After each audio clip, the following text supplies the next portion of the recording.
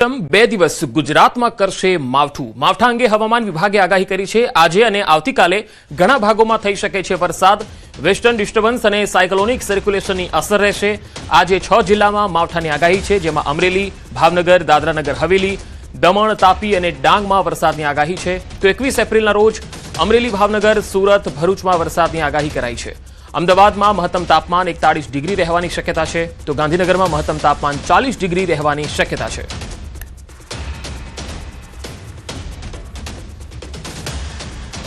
बीस और 21 मतलब डे 1, डे 2, डे 3 में आइसोलेटेड रेन और थंडर शावर की उम्मीद कर सकते हैं हम गुजरात रीजन, सौराष्ट्र कच्छ में, जिसमें कि खासकर अगर सौराष्ट्र में देखें तो अमरेली, भावनगर डिस्ट्रिक्ट्स और इधर साउथ गुजरात रीजन जिसमें कि नवसारी, वलसाड, डांग, तापी इत्यादि है, यहाँ पर बारिश की उम्मीद कर सकते हैं. और अगर पिछले 24 घंटे की बात करें तो मैक्सिमम टेम्परेचर्स में कोई विशेष बदलाव नहीं आया है. और जो सर्वाधिक maximum temperature 41.9 degree Celsius Rajkot में दर्ज किया गया है. सेकंड हाईएस्ट अहमदाबाद का रहा है 41.8. ગુવાહાટીમાં મેઘરાજાની તોફાની બેટિંગ. ભારે વરસાદને પગલે અનેક વિસ્તારોમાં પાણી ભરાઈ ગયા. ટ્રાફિક જામ અને પાવર કટની સમસ્યા પણ ઊભી થઈ. વાહન ચાલકોમાં ભારે મુશ્કેલી દેખાઈ. અસમમાં ગુવાહાટીના અનેક વિસ્તારોમાં ભર ઉનાળે ભારે વરસાદ પડવાથી જળબંબાકારની સ્થિતિ સર્જાઈ છે, જેનાથી તાપમાનમાં ઘટાડો થયો છે અને લોકોને ગરમીથી રાહત મળી છે. આપને યાદ અપાવીએ કે વર્ષ 2025ના જૂન મહિનામાં ભારે વરસાદને કારણે આ રાજ્યમાં પૂરની પરિસ્થિતિ સર્જાઈ હતી અને અનેક જિલ્લાઓમાં ભૂસ્ખલન જેવી સમસ્યાઓ પણ જોવા મળી હતી.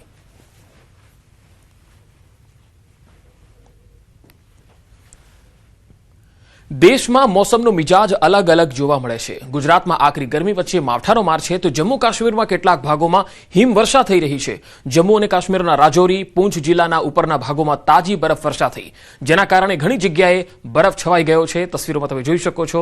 જમ્મુ કાશ્મીરના અલગ અલગ ભાગોમાં તાજી હિમવર્ષાના આ દ્રશ્યો. પૂંછ, રાજૌરી સેક્ટરમાં અલગ અલગ જગ્યાઓ પર હિમવર્ષા થઈ રહી છે. કાતિલ ઠંડી જોવા મળી રહી છે. એટલે મોસમનો અલગ અલગ મિજાજ. એક અસમના ગુવાહાટીથી તસવીરો આવી રહી છે, જ્યાં વચ્ચેની તસવીરમાં તમે જોઈ શકો છો કે પૂર જેવી પરિસ્થિતિ. અહીંયા મેઘરાજાની તોફાની બેટિંગ જોવા મળી.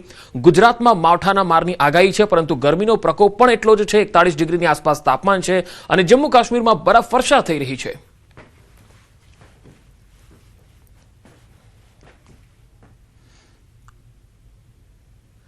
અને હવે વાત સ્વરાજના સંગ્રામની.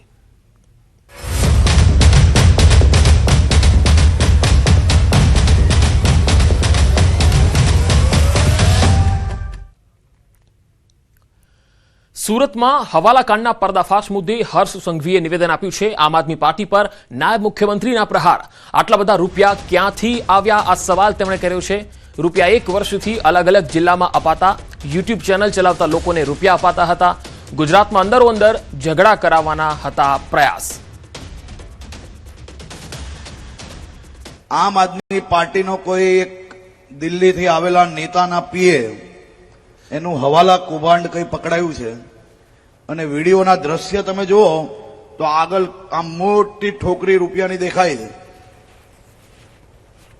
આ રૂપિયા છેલ્લા 1 વર્ષથી દર મહિને અલગ અલગ જિલ્લાઓમાં આજે યુટ્યુબ નામની ચેનલો ચલાવતા લોકોને આપવામાં આવતા હતા અને ગુજરાતના લોકોને અને ગુજરાતને કઈ રીતે અંદર અંદર ઝઘડા કરાવી શકાય તે પ્રયાસ કરવામાં આ રૂપિયા વપરાતા હતા.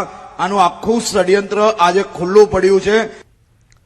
સુરતમાં કડોદરા નગરપાલિકા વિસ્તારમાં યોજાયેલી સભામાં નાયબ મુખ્યમંત્રી હર્ષ સંઘવીએ જોરદાર ભાષણ આપતા રાજકીય માહોલ ગરમાઈ ગયો. તેમણે કોંગ્રેસ અને આમ આદમી પાર્ટી પર આકરા પ્રહાર કર્યા અને દાવો કર્યો કે વિરોધીઓને 200 જેટલી બેઠકો પર ઉમેદવાર પણ મળ્યા નથી.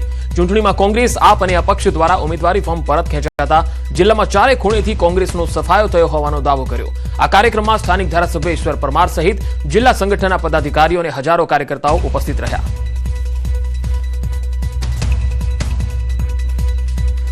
બીજા રાજ્યોની ચૂંટણીમાં ગુજરાત અને ગુજરાતના નાગરિકોને મૂર્ખ કહેતા હતા. અમે મૂર્ખ નથી, સમયસર હિસાબ કરીએ છીએ, સમય વગર ક્યારેય બોલતા નથી. આ કોંગ્રેસ આપ્યા, પાપ્યા, તાપ્યા બધા જ ભેગા થયા તોય 200 થી વધારે સીટો પર એક બી મૂર્તિઓ લોકોને ના મળ્યો. દેશના ભાગલા મુદ્દે મુસ્લિમો નહીં કોંગ્રેસ જવાબદાર, ભાગલા માટે કોંગ્રેસ અને જીણા જવાબદાર. એઆઈએમઆઈએમ સુપ્રીમો અસદુદ્દીન ઓવૈસીનું આ નિવેદન છે.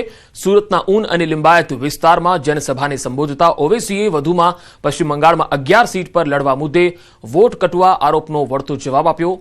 હાલમાં ગુજરાતમાં સ્થાનિક ચૂંટણીમાં એઆઈએમઆઈએમ સુપ્રીમો ઓવૈસી પણ પ્રચારના मैदाने છે. दलितों में बास तबकात की लीडरशिप होती है.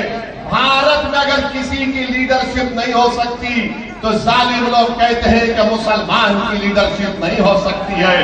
बार बार क्या बोलते हैं, अरे एक पार्टीशन हो गया.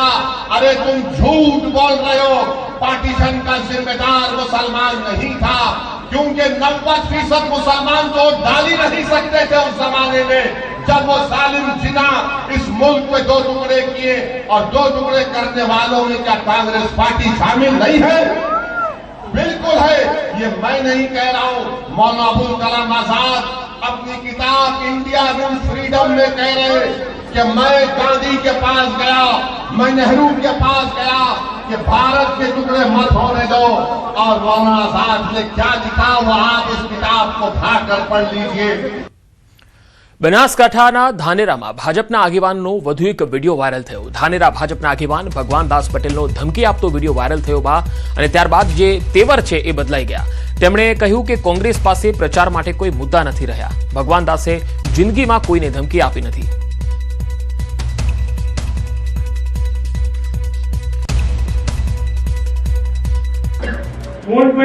પ્રચાર કરે જોર જોરથી કોંગ્રેસ, ભગવાન દાસ તો કે ભાજપની સરકારે ધમકી આલે અને આ મારા ખેડૂત બેઠા મેં 2 હાથ જોડીને બધા વિનંતી કરી છે.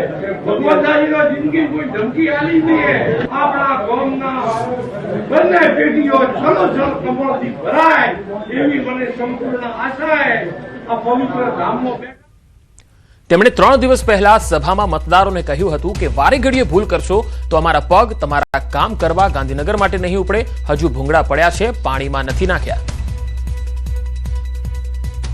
અને વારે ઘડીએ ભૂલ કરીને તો તમારા કામ કરવા અમારા પગ ગાંધીનગર નહીં ઉપડે. આ તમને સ્પષ્ટ કહું. હજી ભૂગળો પડ્યા પાણીમાં નહીં નાખ્યા. વિચાર કરજો. જો તમારું ભવિષ્ય, તમારી આવનારી પેઢીનું ભવિષ્ય જોતા હો, સુખાકારી તાલુકામાં જોતા હો તો ભારતીય જનતા પાર્ટી સિવાય કોઈનો વિચાર. અમદાવાદ સ્થાનિક સ્વરાજ્યની ચૂંટણી પહેલા બીજેપીનો પ્રચાર જોરશોરથી શરૂ થયો છે. થલતેજ વોર્ડમાં બીજેપી દ્વારા ચૂંટણીલક્ષી બેઠક યોજાઈ. થલતેજ વોર્ડમાં આવતી સોસાયટીના ચેરમેન સેક્રેટરી સાથે સંવાદ કાર્યક્રમનું આયોજન થયું. ચેરમેન સેક્રેટરી સંવાદ કાર્યક્રમમાં મુખ્યમંત્રી ઉપસ્થિત રહ્યા. મુખ્યમંત્રી સ્થાનિક ધારાસભ્ય હોવાથી 2084 કરોડના છેલ્લા 5 વર્ષમાં વિકાસ કાર્યો પણ તેમણે ગણાવ્યા હતા. પોઝિટિવ લઈને કામ કરવું જ પડે. કોણ બતાડે છે, શું બતાડે છે નહીં, આપણે ખરેખર નથી થયું. પ્રજાજનોનું કામ છે, કરો. અને તો જ આપણે આજે જે પણ પોઝિટિવિટી, દરેક તમે જ્યાં કોઈ પણ ધર્મમાં જતા હોય બધા આ જ વસ્તુ શીખવાડે છે કે નેગેટિવ છોડો, પોઝિટિવ પકડો. કોઈ પણ ધર્મ આપણે પોઝિટિવ રહેવાનું. સ્થાનિક સ્વરાજ્યની ચૂંટણીને લઈ ભાજપનો ઝંઝાવાતી પ્રચાર તેજ બન્યો છે. સુરતમાં સ્ટાર પ્રચારક તરીકે કેન્દ્રીય જળશક્તિ મંત્રી સી.આર. પાટીલ વોર્ડ નંબર 25માં ચાય પે ચર્ચા કાર્યક્રમમાં ઉમેદવારો સાથે અને કાર્યકર્તાઓ સાથે જોડાયા હતા. અહીં પોતાના સંબોધનમાં તેમણે કહ્યું કે આ ચૂંટણીમાં 50% મહિલા અનામત સાથે 5000થી વધુ મહિલાઓ મેદાનમાં છે.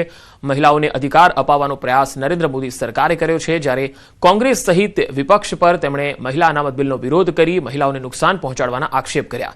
કાર્યક્રમ દરમિયાન શહેર ભાજપ પ્રમુખ, ધારાસભ્યો અને મોટી સંખ્યામાં કાર્યકર્તાઓ ઉપસ્થિત રહ્યા. અંતે મહારાષ્ટ્રની ખાસ મિસલ પાવની મિજબાની તેમણે માણી હતી. રાજકીય સાથે સામાજિક માહોલ પણ અહીંયા જામ્યો હતો.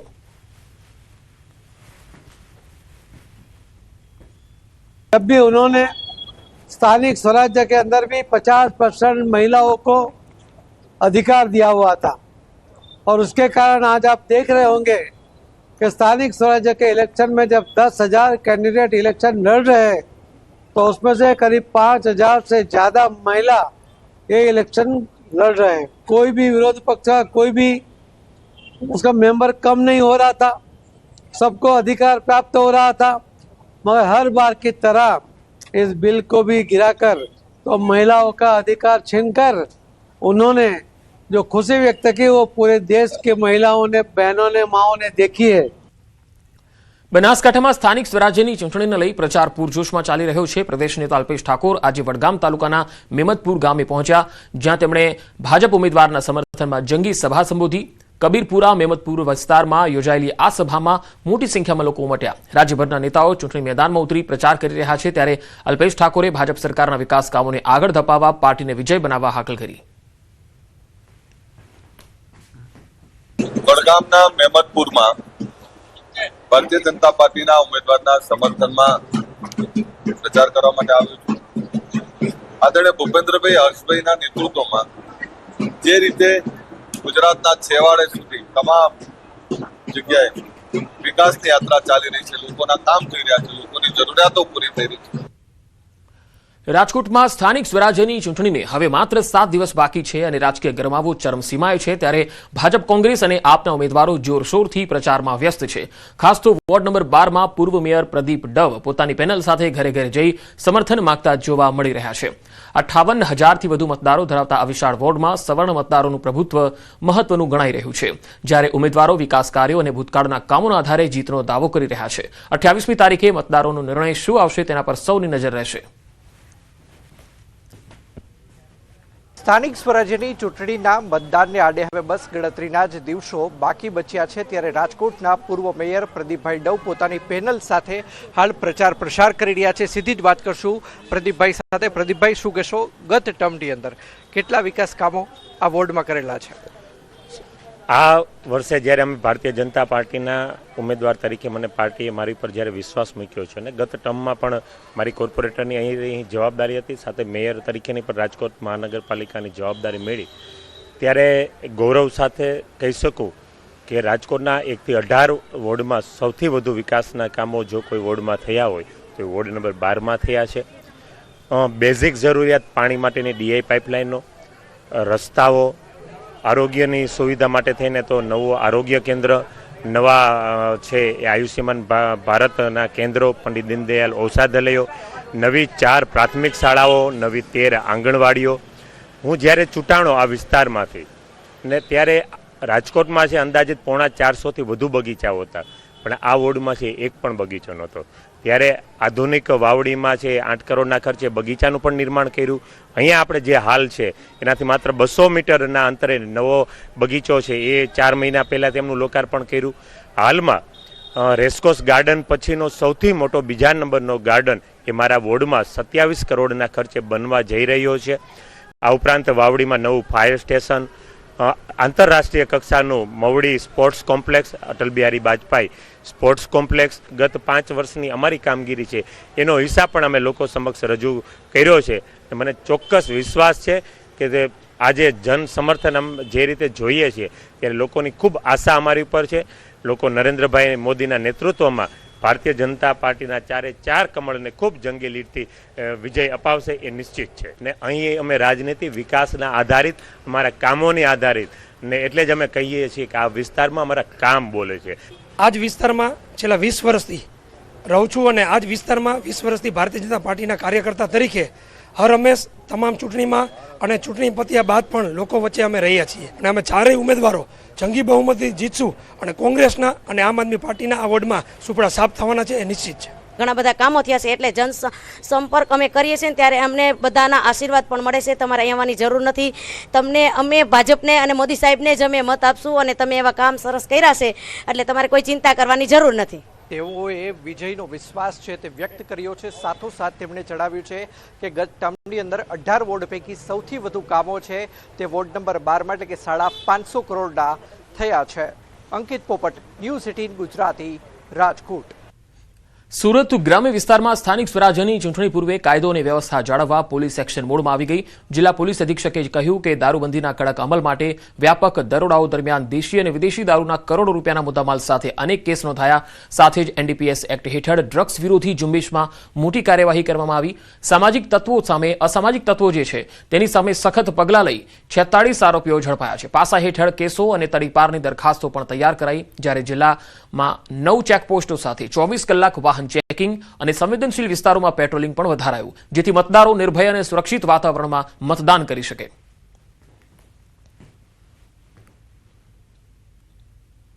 દેશી દારૂના 888 જેટલા કેસ કરવામાં આવેલા છે અને 7,23,000 જેટલો મુદ્દામાલ રિકવર કરવામાં આવ્યો છે. વિદેશી દારૂના 73 કેસ કરવામાં આવ્યા છે અને ટોટલ જે મુદ્દામાલની કિંમત છે 2 કરોડ કરતાં વધારે છે. અટકાયતી પગલાં 6,413 જેટલા ટોટલ અટકાયતી પગલાં લેવામાં આવેલા છે. અમદાવાદ જિલ્લાના ધંધુકામાં ધર્મેશ ગમારાની હત્યાનો જે મામલો હતો, આરોપી રિઝવાન અને સમીર એમદાણીની ધરપકડ કરી લેવાઈ છે. બંને આરોપીઓને આજે કોર્ટમાં રજૂ કરાશે. કોર્ટમાં આરોપીઓના રિમાન્ડની પોલીસ માંગણી કરશે. પોલીસે ઊંડાણપૂર્વક તપાસ માટે એસઆઈટીનું ગઠન કર્યું છે. બંને આરોપીમાંથી સમીરે ધર્મેશ ગમારાને પકડી રાખ્યો હતો. અન્ય આરોપી રિઝવાને ધર્મેશને છરીના ઘા ઝીક્યા હતા.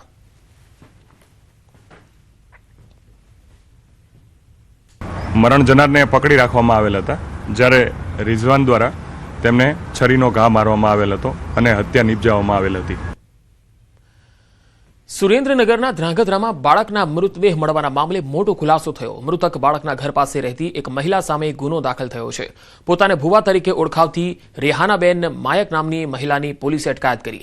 મૃતક બાળકની માતા પાસે મહિલાએ પશુબલિની માંગણી કરી, જે અંગે બાળકની માતાએ ના પાડતા મહિલાએ બાળકને ટાંકીમાં ડૂબાડી હત્યા નિપજાવી હોવાની આશંકા છે.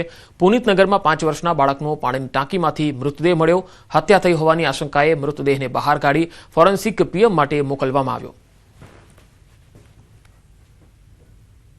પોલીસે એ લાશનો કબજો મેળવેલ છે અને પછી એનું પીએમ કરવામાં આવેલ છે અને ત્યારબાદ ધોરણસરની ફરિયાદ દાખલ કરવામાં આવે છે, જેમાં બીએનએસ કલમ 103(1) અને બ્લેક મેજિક એક્ટ કલમ 3(3) મુજબ ગુનો દાખલ કરવામાં આવેલ છે અને જે આરોપી બાઈ છે તેની ધોરણસર અટકાયત કરવામાં આવેલી છે. વડોદરાના વોર્ડ નંબર 1માં ત્રિપાખીયો જંગ જોવા મળ્યો. કોંગ્રેસમાંથી છૂટા પડ્યા બાદ અપક્ષ ઉમેદવાર હરીશ પટેલે સભા યોજી. આ સભામાં મોટી સંખ્યામાં લોકો ઉમટી પડ્યા. હરીશ પટેલે પોતાની જીતનો વિશ્વાસ વ્યક્ત કર્યો. તમામ સમાજના લોકોનો મને આશીર્વાદ છે. વોર્ડ નંબર 1ના જે 62,000 મતદારો છે, મારા કુટુંબના સભ્યો છે. કુટુંબના સભ્યો 26 તારીખે બટન દબાવીને મને આશીર્વાદ આપવાના છે. એટલો મને વિશ્વાસ છે. 5 વર્ષ છે હું એમના સુખ દુઃખમાં જે પડખે ઊભો રહ્યો છું, એટલે મને અપક્ષ હોય કે પક્ષ હોય ગમે તે જગ્યાએ હું ચૂંટણી લડીશ, પણ તમામ મારા 62,000 જે મતદારો છે એમનો આશીર્વાદ મને મળવાનો છે, એટલો મને વિશ્વાસ છે. પંચમહાલમાં શિક્ષકે આત્મહત્યા કરી. કાલોલના ચલાલી ગામના શિક્ષકે આત્મહત્યા કરી. પોતાના જ ઘરમાં ગળે ટૂંપો દઈને આત્મહત્યા કરતા ચકચાર મચી ગઈ. પરિવારજનોએ સારવાર માટે હોસ્પિટલમાં ખસેડ્યા હતા. જોકે સારવાર મળે એ પહેલા જ શિક્ષકનું મોત થઈ ગયું. આત્મહત્યાનું કારણ જાણી શકાયું નથી. પોલીસ હાલ તપાસ કરી રહી છે. ચલાલી ગામની પ્રાથમિક શાળામાં ફરજ બજાવતા હતા આ શિક્ષક.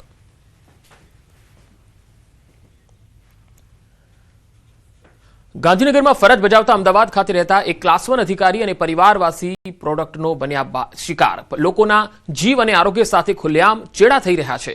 મોટેરા ખાતે આવેલ ઝેપ્ટો કંપની દ્વારા બ્રેડ અને પાઉ ઓર્ડર કરાતા બ્રેડ અને પાઉ પર જોવા મળી ફંગસ. અધિકારીએ સ્ટોરને આ બાબતે જણાવતા સ્ટોર માલિકે પોતાની મનમાની કરી. અધિકારીએ 112 બોલાવી અને પોલીસ સ્ટેશન ખાતે ફરિયાદ કરી. અધિકારી દ્વારા એએમસી પર પણ નોંધાવવામાં આવી છે ફરિયાદ. જોકે તપાસના નામે હજુ મીંડું છે. શું સ્ટોર માલિકની મનમાની સામે કોઈનો જીવ લેવાશે ત્યારે જ થશે કાર્યવાહી? તો બ્રેડમાંથી ફંગસ મળી આવી. પોલીસ અને એએમસી દ્વારા કોઈ જ કાર્યવાહી થઈ નથી. આ બંને જગ્યાએ ફરિયાદ પણ થઈ છે. વાસી પ્રોડક્ટનો શિકાર બન્યા. તેમણે જે પ્રોડક્ટ ખરીદી એ વાસી નીકળી, તેમાં ફંગસ હતી. સુરત શહેરના એક યુવકે લેન્સકાર્ડ સાથે સંકળાયેલી તેની સહાયક કંપની સામે ગંભીર ધાર્મિક ભેદભાવના આક્ષેપ કર્યા. યુવકનો દાવો છે કે નવી મુંબઈમાં યોજાયેલ તાલીમ દરમિયાન તેને તથા અન્ય હિન્દુ ઉમેદવારોને પોતાની ધાર્મિક ઓળખ છુપાવવા માટે દબાણ કરવામાં આવતું. યુવાને હિન્દુ ધાર્મિક ચિહ્નો દૂર કરવાનો ઇનકાર કરતા તેને ટ્રેનિંગમાંથી બહાર કરી કાઢી મૂકવામાં આવ્યો. યુવાને કંપનીની આ નીતિ સામે કાનૂની કાર્યવાહી શરૂ કરી છે. હું જેલ સોગાસિયા, લેન્સકાર્ડ કંપનીનો મારા પર કોલ આવેલો હતો જોબ માટે, અને પછી અહીંયા સુરત એરિયામાં વેસુમાં હું ઇન્ટરવ્યૂ દેવા માટે ગયેલો હતો. અને ત્યાં એ લોકોએ મને શિખા કે ટીકા અલાઉડ નથી હોય કીધેલું નહીં. અને હું ન્યૂ મુંબઈમાં લેન્સકાર્ડનું જે ટ્રેનિંગ સેન્ટર છે ત્યાં ટ્રેનિંગ લેવા માટે ગયેલો. ત્યાં મને બીજા જ દિવસે કાઢી મૂકેલો કે તમારે આ શિખા અને તિલક ચાંદલો છે હટાવવો પડશે. જો તમે શિખા નહીં કાપો, તિલક ચાંદલો નહીં હટાવો, અમે તમને જોબ નહીં આપી શકીએ. ઉજ્જૈનમાં યોજાયેલા એક વિશેષ આધ્યાત્મિક કાર્યક્રમ દરમિયાન હર્ષા રીછારિયાએ પોતાના સાંસારિક જીવનનો ત્યાગ કરી સંન્યાસ સ્વીકાર્યો. દીક્ષા પછી તેમને હર્ષાનંદ ગિરી નામ અપાયું. મૌની તીર્થ આશ્રમમાં યોજાયેલી દીક્ષા વિધિમાં તમામ પરંપરાગત સંસ્કારો પૂર્ણ કર્યા પછી તેમણે પોતાના જીવનને સંપૂર્ણપણે આધ્યાત્મિક માર્ગે સમર્પિત કરવાનો સંકલ્પ લીધો. ગુરુ સુમીનાનંદ મહારાજના માર્ગદર્શન હેઠળ હવે તેઓ ભક્તિ, સાધના અને ધર્મસેવાના માર્ગે આગળ વધ્યા છે. गुरुजी के मार्गदर्शन में ये जो संन्यास दीक्षा हुई है पूरे रीति रिवाजों से, संस्कारों से, इसके साथ ही उनके आशीर्वाद से, उनके मार्गदर्शन से आगे बढ़ेंगे. કેરી રસિયાઓ માટે આ દ્રશ્યો હવે ખાસ હશે, કારણ તાલાડા મેંગો માર્કેટમાં આજે વિધિવત રીતે ગીરની શાન ગણાતી કેસર કેરીની હરાજીનો શુભારંભ થઈ ગયો છે. હરાજીના પ્રારંભિક દિવસે જ કેસર કેરીના ભાવમાં સારો ઉછાળો જોવા મળ્યો. બજારમાં 10 કિલોના એક બોક્સના સરેરાશ ભાવ 600 થી લઈને 1400 રૂપિયા સુધી બોલાયા. જો કે ગુણવત્તા, કદ અને માંગ પ્રમાણે ભાવમાં ફરક દેખાઈ રહ્યો છે. વેપારીઓના જણાવ્યા મુજબ આ શરૂઆતના ભાવોને જોતા આ વર્ષે ખેડૂતોને સારી આવક મળવાની આશા છે. બીજી તરફ તાલાડા મેંગો માર્કેટના ચેરમેનના જણાવ્યા મુજબ કેરીની સિઝન લાંબી ચાલશે અને ગત વર્ષની સરખામણીએ આ વર્ષે કેસર કેરીની આવક વધુ રહેવાની સંભાવના છે. સિઝન લાંબી ચાલવાની શક્યતા પણ વ્યક્ત કરાઈ. કેરીની આવક તબક્કાવાર બજારમાં આવશે અને સિઝન અંદાજે 1.5 મહિના સુધી લંબાઈ શકે. આ પરિસ્થિતિ ખેડૂતો માટે લાભદાયી સાબિત થઈ શકે છે. તાલાડા ગીરની કેસર કેરીની હરાજી માત્ર વેપાર માટે જ નહીં પણ સામાજિક અને આર્થિક રીતે પણ મહત્વપૂર્ણ બની છે. હવે આવનારા દિવસોમાં બજારના ભાવ, આવક અને માંગ પર સૌની નજર રહેશે. આજના ભાવ 600 થી 1400 સુધીના ભાવ છે. કેરી બહુ સારી છે. કેરી ડાઉન નહીં થાય, બજાર ડાઉન થાય. કેરી આ વખતે જરાક મીડિયમ 3 ફાલના છે. પહેલો ફાલ હમણાં ચાલુ થાય, 15 તો પછી બીજો ફાલ થાય, ત્રીજો પછી મહિનાથી પછી ત્રીજો ફાલ ચાલુ થાય. કેસર દોઢમાં તો ઓછામાં ઓછું ચાલવાની જ છે. અને 15 બોક્સ લઈને આવ્યો તો 750 બોક્સ ગયા. ગયા વખત કરતા ઓછું ઉત્પાદન છે અને ભાવ પણ ઓછો છે અત્યારે. બગીચામાં આવે છે ફાલ? હાજી છે. કેટલીક થશે આ વખતે? 150 માં. ભાવ રહેશે? નહીં રે ભાવ એવું લાગે છે. ગઈ સાલ કરતા પણ વધારે થોડીક 10 દિવસો વધારે હાલે તો નવાઈની વાત નથી, કારણ કે પેલો તબક્કો 25% જેવું ઉત્પાદન છે. વચ્ચેનો તબક્કો છે એમાં ખૂબ નાનું, ટૂંકમાં ઓછું ઉત્પાદન છે. અને પાછળનો જે ત્રીજો તબક્કો છે જે અત્યારે ખાખડીમાં કેરી છે કહી શકાય, તો એ કેરી ખૂબ પાછળ 6ઠા મહિનાની આજુબાજુ બજારમાં આવવાના ટૂંકમાં અનુમાન છે. હવે વાત રથયાત્રાની તૈયારીઓની.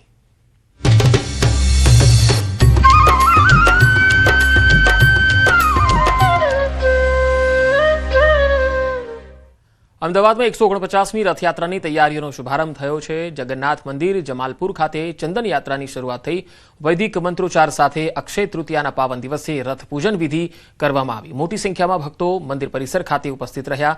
ભગવાન જગન્નાથજીને ચંદન અર્પણ કરી શુભ શરૂઆત કરી. અમદાવાદ રથયાત્રા માટે સત્તાવાર તૈયારીઓ હવે શરૂ થઈ ગઈ ગણાય, કારણ કે રથયાત્રાની સફળતા માટે જ વિશેષ પ્રાર્થના આ તબક્કે કરવામાં આવતી હોય છે.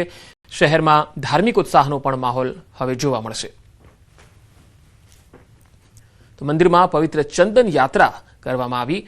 ચંદનથી રથનું પૂજન થાય છે, વૈદિક મંત્રોચ્ચાર થાય છે અને સત્તાવાર રીતે જે તૈયારીઓ છે એ હવે શરૂ થઈ જતી હોય છે આજના દિવસથી. જગન્નાથજીને પણ ચંદન અર્પણ કરી આજના આ રથયાત્રાના જે પ્રસંગ છે તેની શરૂઆત જે છે, એની તૈયારીઓની શરૂઆત છે એ આજથી થતી હોય છે.